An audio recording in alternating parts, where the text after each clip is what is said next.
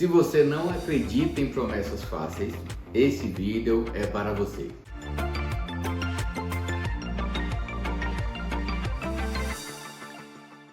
Hoje o nosso tema vai ser calvície, transplante e o uso de medicações, tá? Vamos lá. É preciso usar medicações no pós-operatório? Essa pergunta é diária aqui no meu consultório. Eu vou dizer para você, depende. Depende de quê? Qual o motivo que levou o meu paciente a fazer um transplante? Porque há aqueles motivos que não tem nada de alteração genética. Vamos lá. Vamos dividir o primeiro grupo de motivos para realizar o transplante naqueles motivos de necessidade de barba, sobrancelhas, de redução de testa, de queimaduras em couro cabeludo ou de traumas nesse couro cabeludo. Então isso aí não é componente genético, tá bom?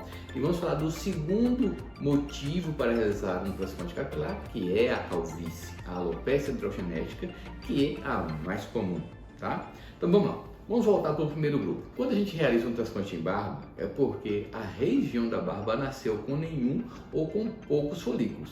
E nós vamos pegar folículos da área doadora capilar ou da região inferior da barba para aumentar ou criar a partir do zero uma densidade na região da face. Então nós não tínhamos ali raízes alteradas, não sofreram destruição, apenas você nasceu com poucas raízes ou com nenhuma raiz.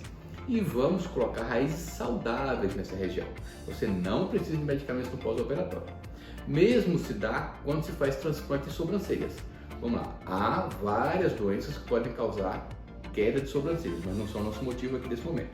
Então, se você perdeu sobrancelhas pela ação do tempo, do envelhecimento, nós podemos pegar fios de outra área do corpo, geralmente do couro cabeludo, e recompor, reconstruir as sobrancelhas, fica ótimo. Ali também não havia alteração genética, concorda? Quando o paciente sofre trauma, seja um trauma mecânico, uma queda, um acidente, eu tive um paciente que sofreu um trauma importante no couro cabeludo.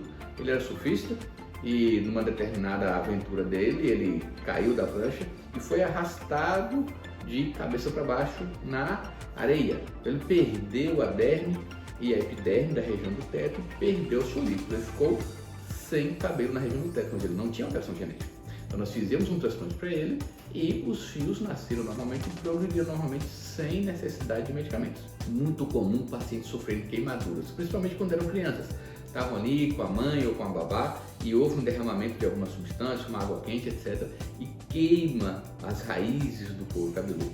Esse paciente também não tem alteração genética. E um transplante para esse paciente na área que perdeu os folículos também não necessitará de medicamentos no pós-operatório, tudo bem?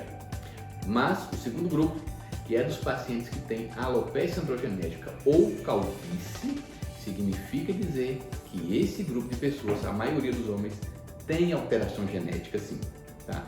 Como essa alteração genética? Vamos lá. A natureza achou por bem que uma boa parte desses homens, como eu, por exemplo, nascêssemos com defeitos genéticos nas raízes do teto.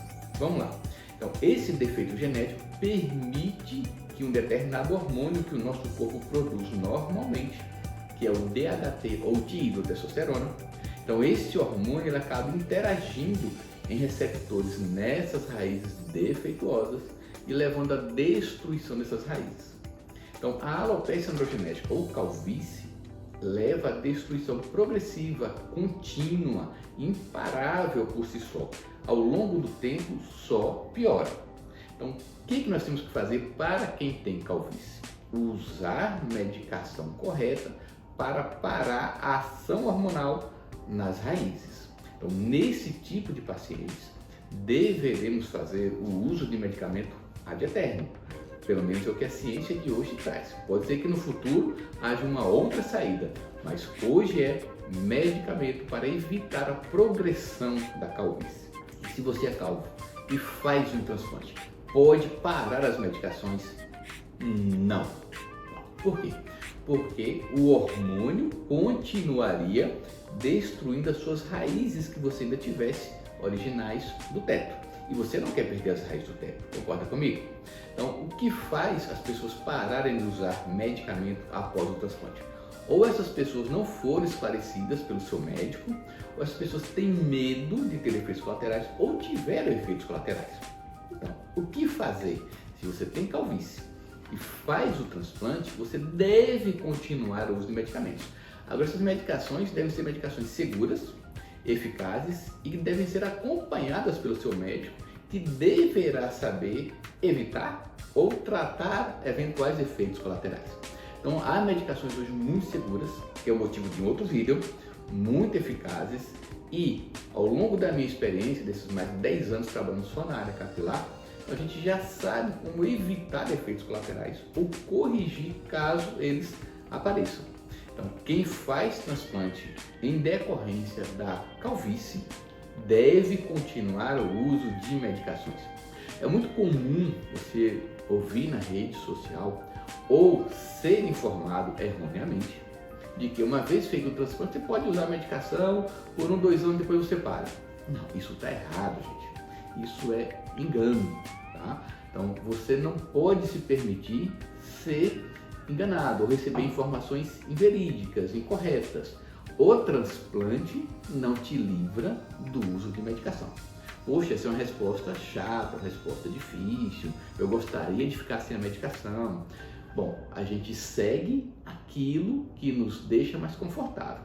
Então, se você quer fazer a coisa correta, você deve sim usar medicações seguras, eficazes, sem efeito colateral no pós-operatório. Se você tem tendência a ir por promessas fáceis e por um caminho incorreto, e se você vai deixar de usar as medicações no pós-operatório, você vai sofrer dano desses folículos remanescentes originais que você tinha no teto. E os folículos transplantados? O transplante dura para sempre? Isso é o motivo de um outro vídeo que vocês vão acompanhar aqui nessa plataforma, onde eu vou falar também sobre isso. Então, em resumo, qual é a saída para quem tem calvície e faz um transplante? Usar medicação correta, segura, eficaz, guiada pelo seu médico, que na possibilidade de ocorrer algum efeito colateral, deverá saber corrigir prontamente esse efeito colateral. Tem alguma dúvida mais sobre esse assunto ou qualquer outro assunto relacionado a transplante capilar ou perda de cabelo, cuidados clínicos, cuidados medicamentosos? Mande aqui pra gente, será uma honra estar te atendendo. Conte comigo!